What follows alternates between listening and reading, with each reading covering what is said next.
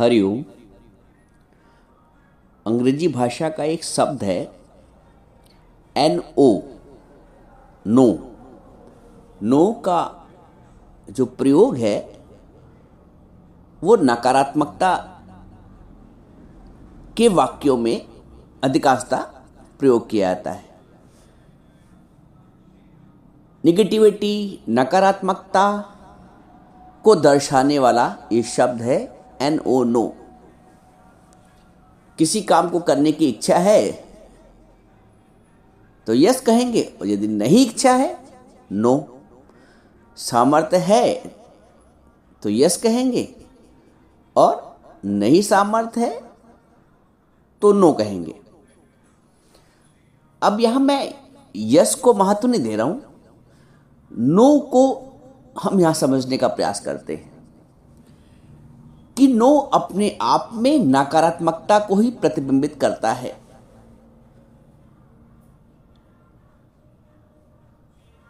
यदि इसी नो को, इनके अक्षरों को, लेटर्स को आगे और पीछे कर दिया जाए, जो आगे है उसको पीछे कर दे और जो पीछे है उसको आगे कर दे, जैसे NO, नो, O को पहले कर दें और N को बाद में कर दें तो क्या हो जाएगा? ऑन। मटेरियल वही है, सिर्फ पोजीशन बदल गई, आगे पीछे कर दिया। आगे पीछे करने मात्र से ही अर्थ में बड़ा बड़ा परिवर्तन आ गया। जो नकारात्मकता से भरा था, निगेटिविटी से भरा जिसका अर्थ था, ऑन हो गया। ON, O पहले हो गया, N बाद में हो गया तो ऑन हो गया, सकारात्मकता से भरा। ऑन का मतलब चार्ज होना, ऑन का मतलब खुलना, ऑन का मतलब बढ़ना, गो ऑन का मतलब चलना। जो पोजीशन नो की, जो भाव नो का आ रहा था टोटल नकारात्मकता में, टोटल निगेटिविटी में, वही मटेरियल, वही अक्षर यदि स्थान परिवर्तन हो गया, यदि आगे पीछे हो गया तो महान परिवर्तन का द्योतक है। ऑन हो गया, नो से ऑन में परिवर्तन हो गया।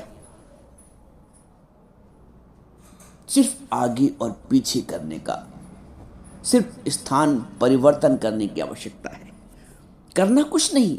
वैसे ही आध्यात्मिक जीवन में सिर्फ स्थान परिवर्तन, आगे पीछे करना। कैसे? जहां जहां जीवन में, भाई अज्ञान के जीवन में, ज्ञान से, या आप कह लो ज्ञान से पूर्व के जीवन में, गुरु प्राप्ति से पूर्व के जीवन में, हम सदैव एक समान अवस्था में अपनी मैं को ही प्रकट करते हैं। कुछ भी कार्य है तो उसमें मैं संयुक्त है। मैं से तात्पर्य ईगो संयुक्त है, ईगो से तात्पर्य कर्तापन संयुक्त है, अहमतापन संयुक्त है।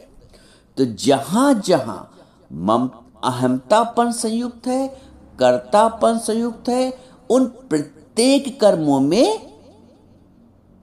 हमें फल चाहिए, परिणाम चाहिए, क्योंकि मैंने किया, मैंने कर्ता बन के किया, तो हमें परिणाम चाहिए।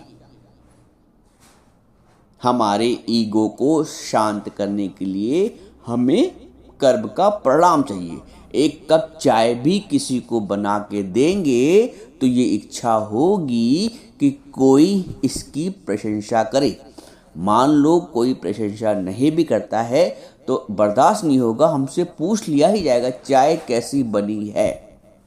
किसी को खाना बना के खिलाया, भाई सब्जी कैसी बनी है।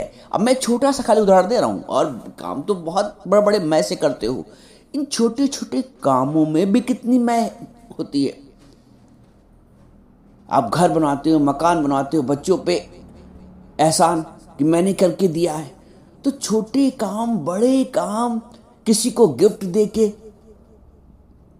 तुमको उसने मान लो 50 रुपए का दिया, तुमने उसको 60 रुपए दे दिया, तुम उस 10 रुपए में जो डिफरेंस आया उसका भी अभिमान कि मैंने तो 1100 दिए थे, उसने तो 500 दिए थे। अच्छा, ये जो मैंपन है, ये जो कर्तापन है, ये दूसरे एक दूसरे से संयुक्त है, अरस परस है दोनों। जहां जहां मैं है वहां वहां कर्तापन है। तो ये जो मैंपन, कर्तापन, यही दुख का कारण है, यही तुम्हारे सोचने का, चिंतन का कारण है।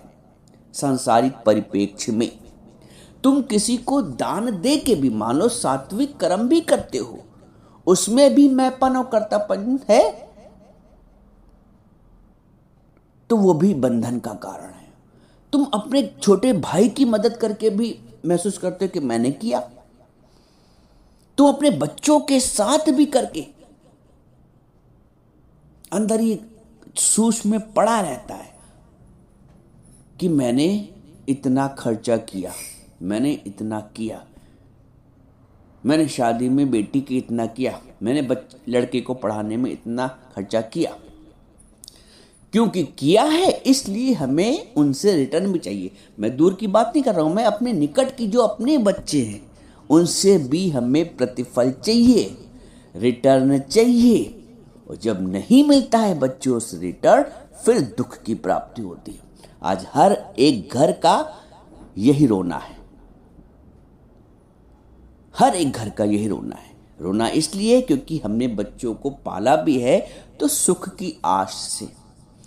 यहां कोई तार्किक व्यक्ति प्रश्न कर सकता है, तो इसमें क्या बुराई है कि बच्चों को हमने पाला है सुख की आस से? कोई बुराई नहीं है, कोई बुराई नहीं है। लेकिन वो अगर तुम्हें रिटर्न में उसका प्रतिफल ना दे तो तुम दुखी मत हो। ज्ञान तुम्हारे कहां काम आता है? ज्ञान तुम्हारी उस आश को समाप्त कर देता है।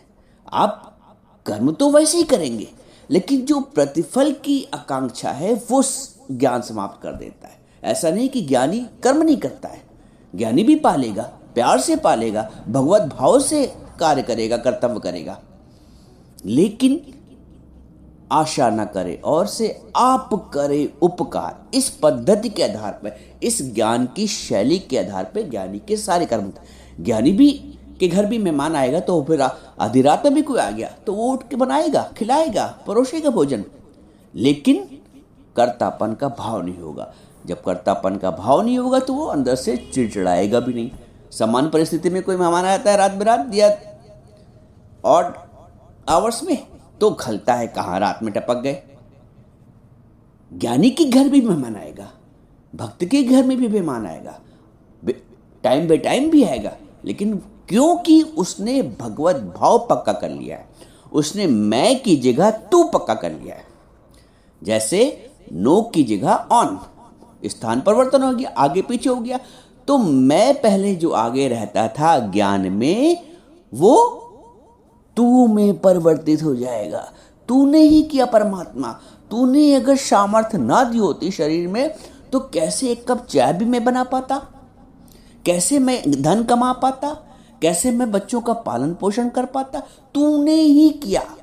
तो मैं जहां पहले होता था वहां तू पहले आ गया, वहां परमात्मा पहले आ गया।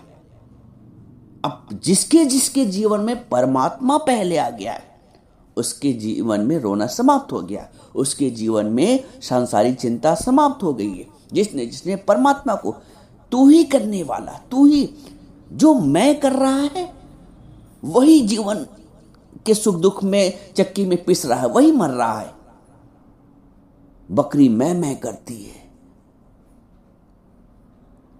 बैल भैंसा हम करता है, तो क्या गति होती है। और वही मरने के बाद जब दुनिया बनती है रजाई रुई धुलने वाली, तो तू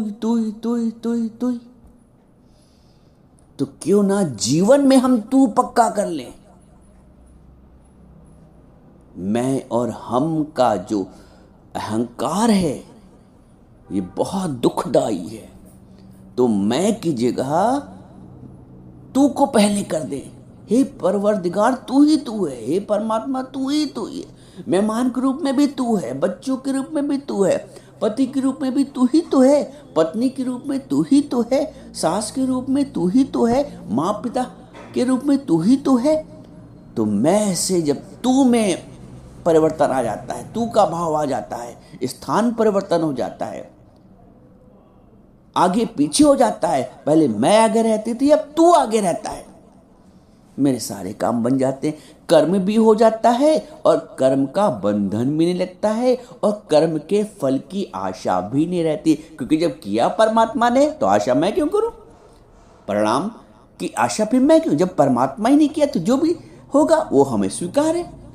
तेरे फूलों से भी प्यार, तेरे कांटों से भी प्यार। तो ये है ज्ञान का जीवन, ये है मैं और तू के स्थान का परिवर्तन। ऐसे ही सांसारिक परिवेश में आप देख लीजिए, अभी तो ये भगवत दृष्टिकोण से था कि मैं और तू, परमात्मा के लिए तू हमने इस्तेमाल किया। अब सांसारिक दृष्टिकोण से देखिए तो जहां जहां मैं अपने आप को मान रहा था करता, मैं अपने आप को मान रही थी करता, वहां दूसरे को, अरे बेटा सब तुम्हारे प्रारब्ध से है, अरे बच्चों सब तुम्हारे, अरे बहू सब तुम्हारे प्रारब्ध से हुआ है, अरे आप ही ने तो किया है। या मैं पुत्र हूं, पुत्री हूं, तो पिता के और माता का की इतना समर्पण कि हे पिताजी सब आपके आशीर्वाद तो हुआ, माताजी मम्मी आप ही की तो आशीर्वाद से हुआ है, आपने इतना श्रम किया है मम्मी, आपने इतना कष्ट झेला है मम्मी, तब पालन पोषण हुआ है। अरे मेरी इसमें क्या खूबी है, मैं पढ़ा लिखा जो भी हूं लेकिन है तो आपके आशीर्वाद से है। तो वो जो मैंपन था, मैंने पढ़ाई की, मैंने कमाई की, नहीं मम्मी आपने मेहनत की है, नहीं पापा आपने इतना कमर तोड़ मेहनत की है, सब आपके आशीर्वाद से हुआ है। बहू है तो माँ और सास माँ को, सासू माँ को, पिताजी को इतना कि आपके ही प्रताप से हमको ऐसा पति प्राप्त हुआ है, आप ही का तो आशीर्वाद है, आप ही के आशीर्वाद से जीवन सुख में है। तो हर जगह आप मैं को हटा के आपका प्रयोग कर लो, देखो जीवन कितना सुखमय होता है। स्थान परिवर्तन, नो और ऑन, मैं फिर बता रहा हूं, नो और ऑन के जो मटेरियल है, जो वस्तु है, जो पदार्थ है, वो एक है, चाहे नो लिखो चाहे ऑन लिखो, लेकिन अर्थ में जमीन आसमान का अंतर, जैसे एक काला एक सफेद, इतना अंतर है। तो क्यों ना हम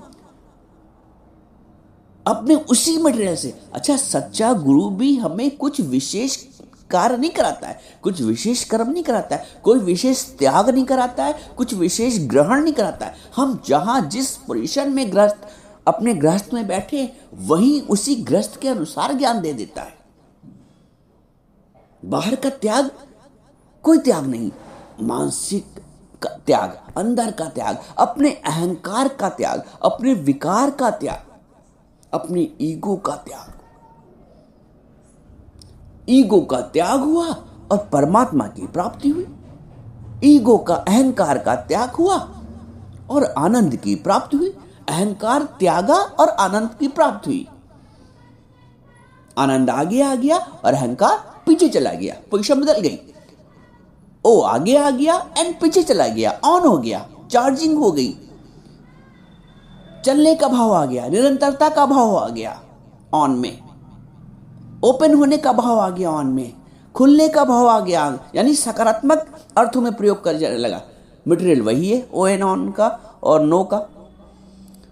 तो हमारे जीवन में एक सद्गुरु हमारे उन्हीं अवगुणों को गुणों में परिवर्तित कर देता है। बाहर से कुछ जबरदस्ती थोपता नहीं है, न जबरदस्ती कुछ त्याग कराता है, हमारे अवगुणों को गुण में परिवर्तित कर देता है, हमारे मन का स्वरूप परिवर्तन कर देता है।